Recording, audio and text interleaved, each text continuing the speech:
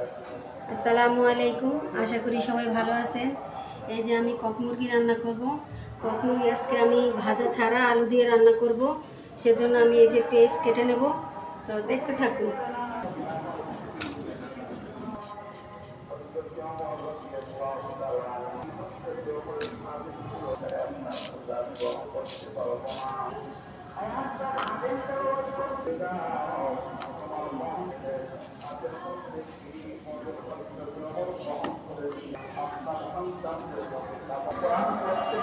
এই যে আমার সব কিছু রেডি হয়ে গেছে।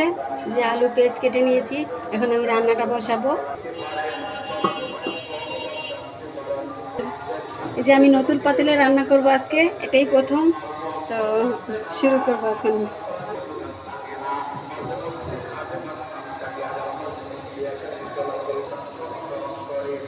এই যে দারচিনি, এলাচি, তেজপাতা, এটা আমি এখন দিয়ে দেবো।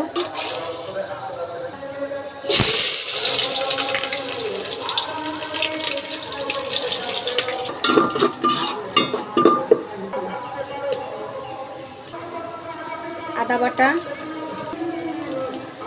রসুন বাটা, যে স্পেশাল মশলার গুঁড়া আমার, লবণ। এখন এটা ভেজে নেব ভালো করে। এই যে আমার মশলাটা ভাজা হয়ে গেছে, এখন আমি পানি দিব।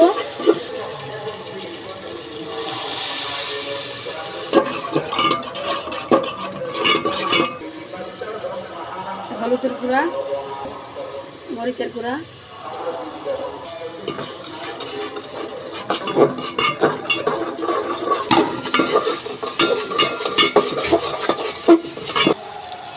আমার মশলাটা কষানো হয়ে গেছে, এখন আমি মুরগিটা দিয়ে দিব।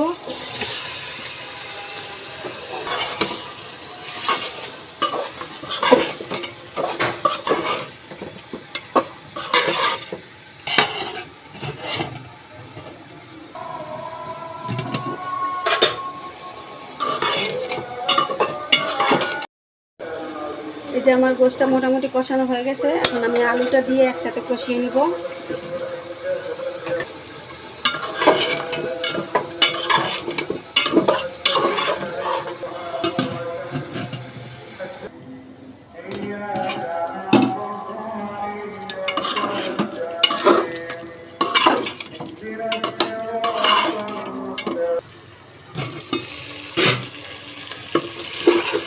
এই যে আমার মুরগিটা কষানো হয়ে গেছে, এখন আমি পানি দিয়ে দেব।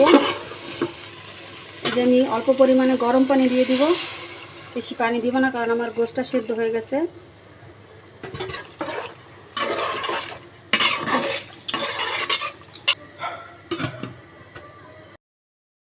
মুরগিটা প্রায় হয়ে গেছে, এখন আমি জিরার গুঁড়া দিয়ে নামিয়ে নিব।